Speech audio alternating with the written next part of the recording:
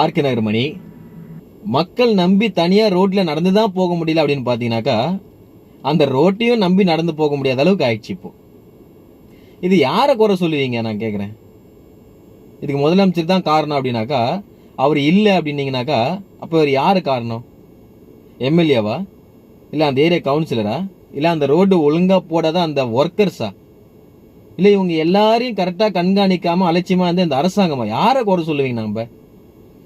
நம்ம தான் இதுக்கு எல்லாத்துக்கும் காரணம். நம்ம தான் கண்ணை மூடி கேட்க வேண்டிய நேரத்துல கேள்வி கேட்காம கண்ணை மூடி ஓட்டு போட்டோம் பாத்தீங்களா? இதுக்கு எல்லாத்துக்கும் காரணம் நம்ம தான்.